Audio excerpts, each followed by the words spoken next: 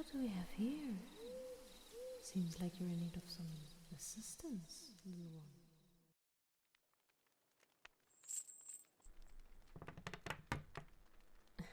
one. Hey now, if you move around too much, you'll end up hurting yourself. Those bonds are for your protection. You were thrashing around in the night as you slept. I'd be more than a little irritated if you ended up destroying my furniture. And it seems that you've gone through quite an ordeal as of late, from what I can gather from the state of your body. Did you expect me to let you dirty my home with those disgusting rags you were wearing? Absolutely not. You were bathed and dressed in proper night clothes, so that you would not sully my bed. Did I wash you? Oh, are you feeling a little shy? I would have expected that you'd already had quite some experience having others touch you, considering the markings you bear. Or are you perhaps a new find? That would explain the rags you were wearing rather than the proper garments the trade house dresses their merchandise in. Did you think I wouldn't notice? It's obvious that you are a runaway from the trading house. Your terrified expression, the bruises on your wrists and ankles, the magic markings on your body indicating that you are yet unsold. It's as clear as day. And did you even recognize the home of which you were knocking on? Of course you didn't. I doubt that you would have dared to knock if you had known. Perhaps you had just thought that the one whose home you tried to enter would be kind enough to hide you from those men without any kind of exchange. How naive. Sweet, innocent little thing. Those who run from the trading house are punished quite severely.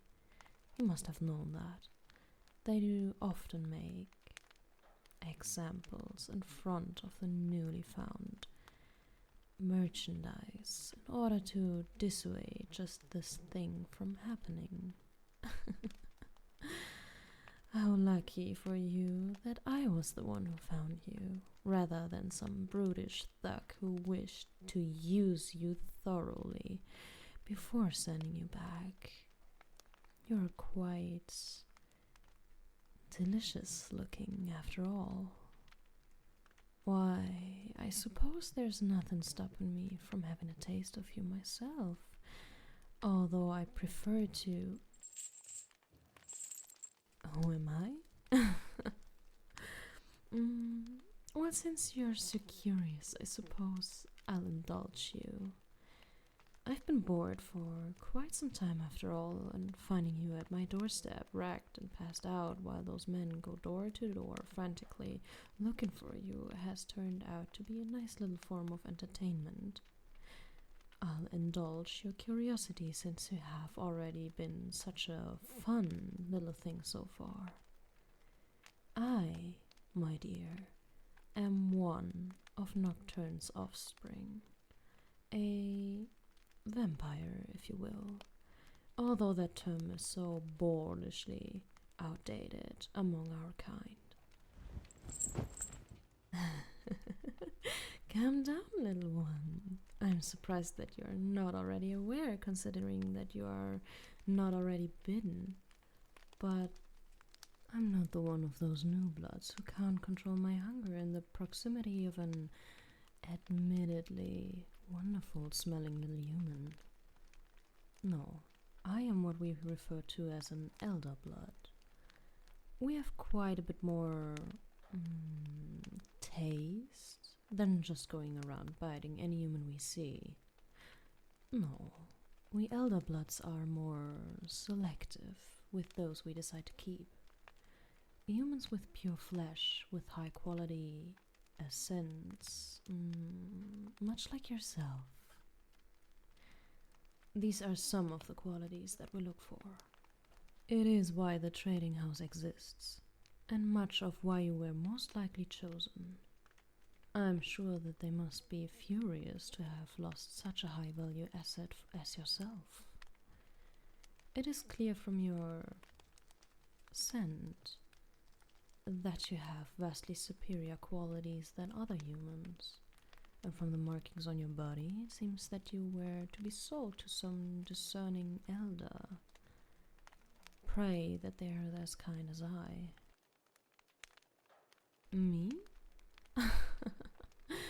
I'm not in the habit of purchasing my sustenance from the trading house. No, mine come to me willingly in exchange for something that I can give them. Protection for their family, money for a sick loved one, a place to stay and be cared for. Although perhaps I could be persuaded. It's true that you smell wonderful. The traders truly understood your value when they took you. In fact, I don't think I've ever quite smelled a human that delighted my senses so entirely. I wonder how you taste. Oh, bargaining already? You should be careful. I could simply take you and not say a word to the traders. You would simply disappear, and I would keep you tied and gagged in my chambers, utterly exposed for whatever I wish to do with you. Now that would be entertaining.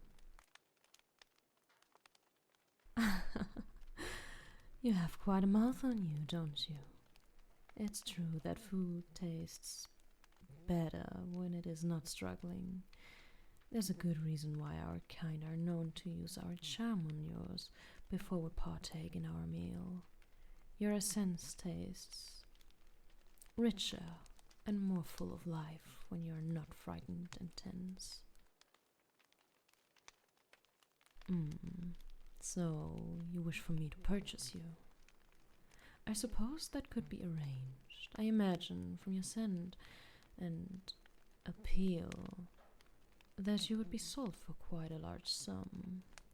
Not that it is a problem, of course, but I can't just have you running away at the first chance you get. No. If you wish for me to purchase you, then you will have to agree to bond with me. That way I will be able to sense your presence wherever you may go. You would never, ever be able to leave me. Think about it, little one. It is better than the alternatives, is it not? I could simply take you now and keep you tied in my chambers, unable to move or call for help as I partake in your essence whenever I chose. Or I could have a little taste of you and send you back to the trading house, where you may be sold to some horrid elder who treats his food far worse than I would treat you. You may even be shared at an event with dozens of my kind, sucked dry until that light in your pretty eyes fades, and you're nothing but an empty shell. No, what I offer you is this. In exchange for your blood whenever I wish, you will be cared for as one of my own. A warm and comfortable bed, food that will delight your human senses, free reign about the city as long as you have a token of my ownership and clear sight on your body. And you will never have to work a day in your life if you don't want to. Is that not a fair exchange?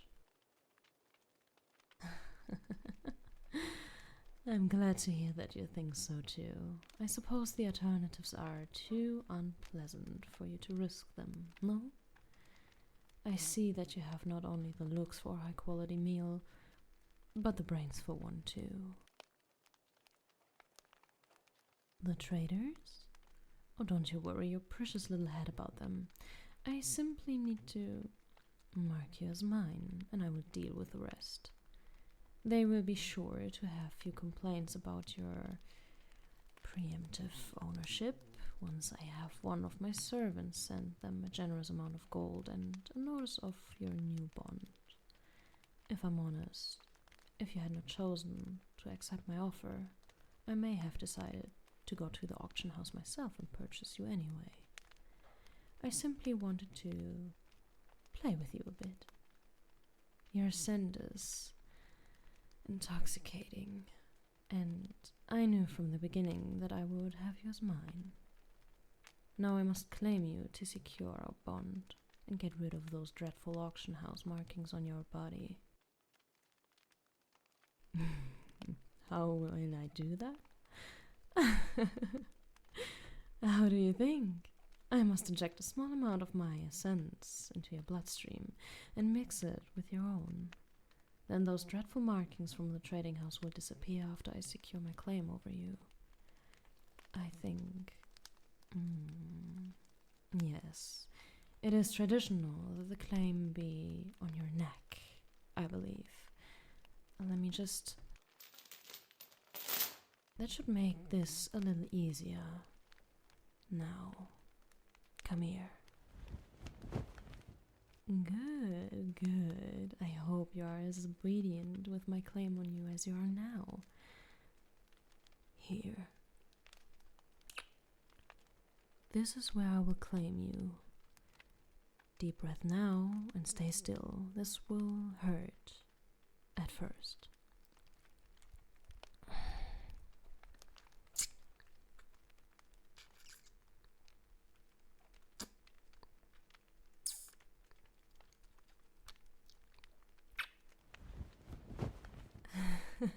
Oh, does it feel that good already?